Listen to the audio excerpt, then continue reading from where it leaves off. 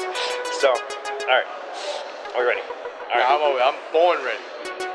Hello, friends. I am Chevee. Welcome to the Shed, which today is in the lobby of the Omni in Atlanta because I am here for the GTS Come and Play Days, and I have a special guest at your request, Mr. Stephen Buonocore. Because they've got really good taste. That's why they requested Stephen Buonocore, the president of Stronghold Games. And Mark Wilson specifically requested Mark Wilson, I love you, man. Yeah. You're awesome. He said, have fun in Atlanta, tell us what you're playing, and get Buonocore on. That's awesome. I love it. Very cool. Yeah, we have a lot of crossover friends because we are in the gaming industry. Of course. And you are the president and CEO of Stronghold Games. And the chief cook and bottle washer. The whole thing. If there's a title to be had, I've got it for Stronghold. Yes. Great. That's awesome. How's the show been?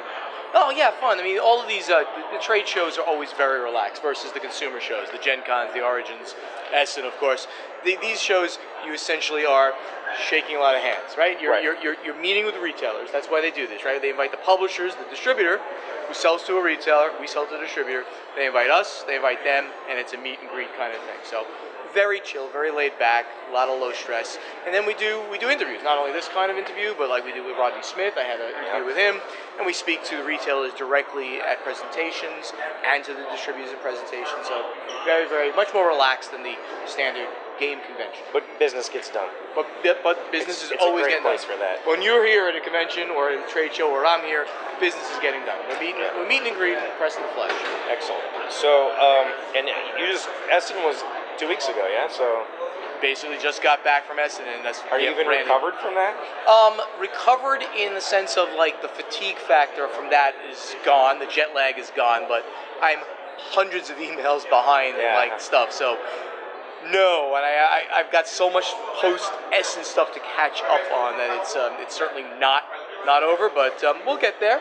It's a very busy time. I don't know if, as much for you, maybe the Portal guys over in Poland have got this, but we're right now working on the 2017 catalog, right? Yes. Because of all the stuff we brought back, we're playing all these games, 50 different games that we brought back, essentially, playing them all and trying to weed them down to get to the final list, and then bring those to some consumers to check it out.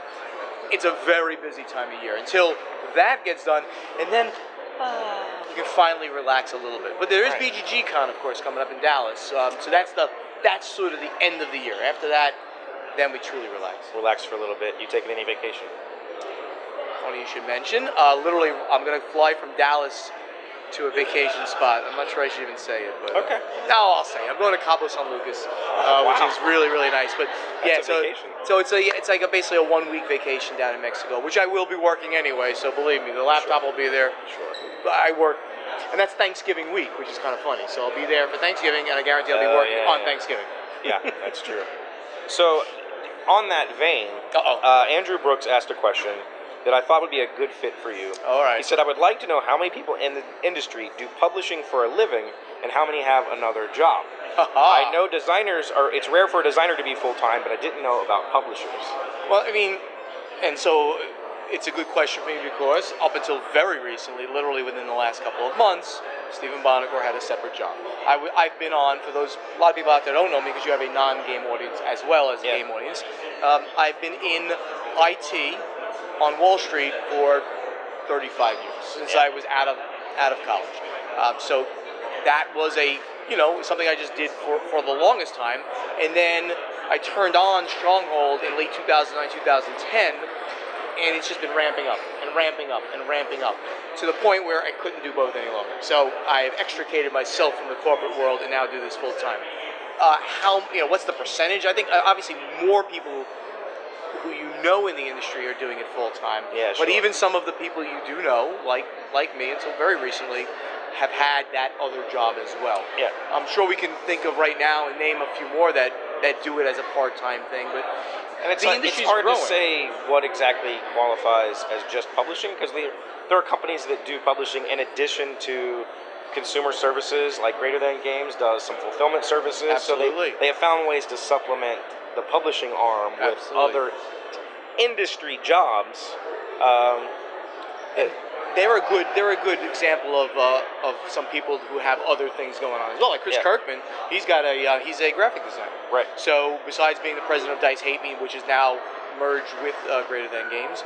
He's got other things he's doing, but the industry is growing, but still margins are small. Sure. And we're all trying to bring more professionalism and some business sense. That's sort of why I entered into it, because of my long time in corporate world and Wall Street firms, to bring that good business sense into it, to make it more of a professional industry.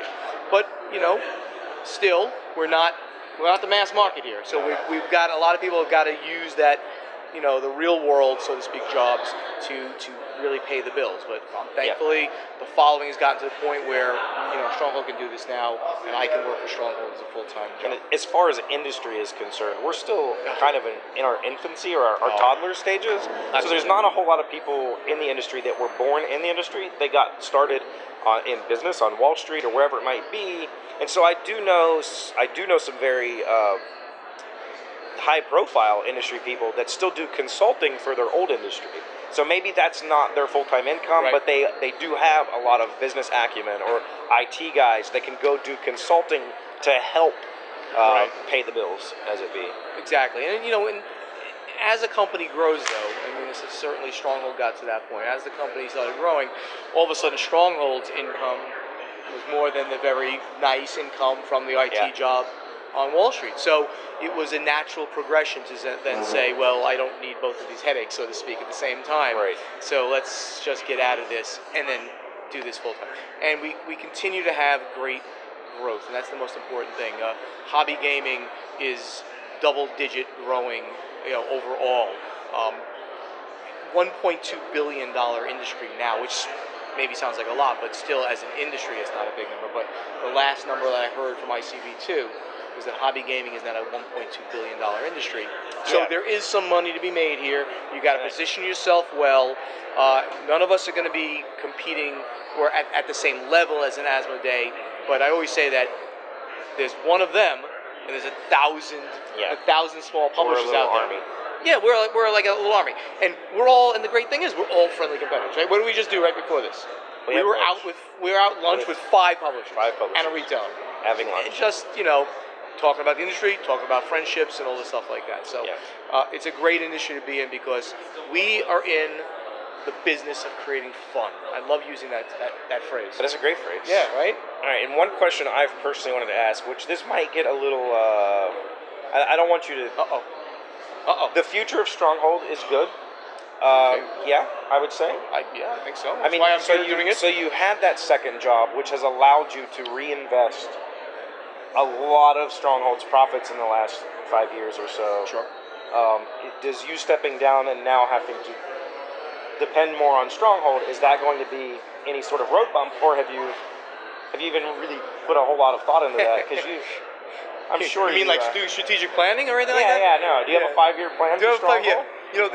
If I look back 5 years and look at the industry, not even look at Stronghold 5 years, but look at the industry 5 years ago, it's completely different. Yeah. So planning 5 years is insane. It really you plan a year in advance, essentially, with your lines and your capitalization and how you're going to finance things. And you sort of take a year. I think that's the way I look at things. Take a year at a time.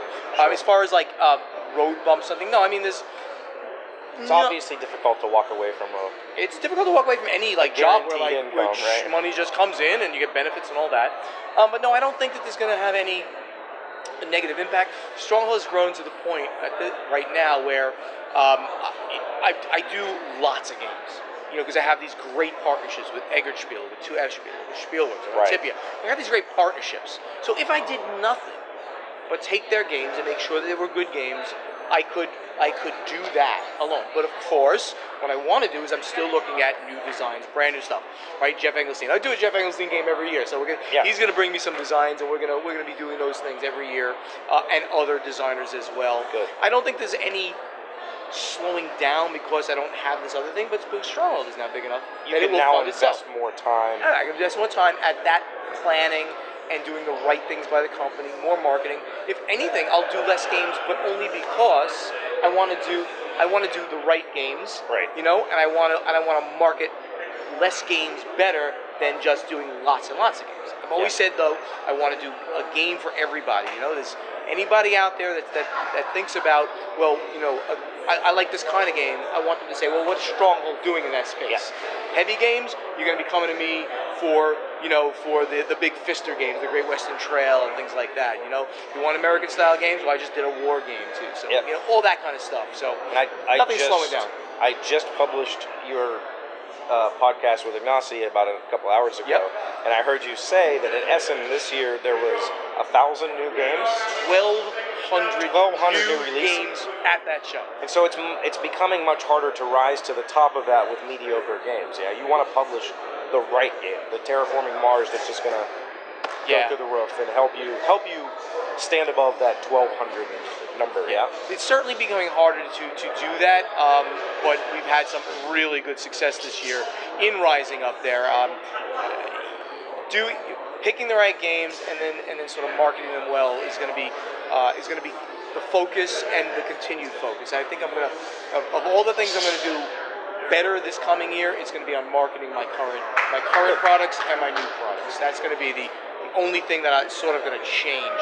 I'm going to probably bring on staff in some ways, like full-time consultant kind of things. Yeah. So there could be have help. I might get some people. help. I might get people. Like Ignacy, he's got people.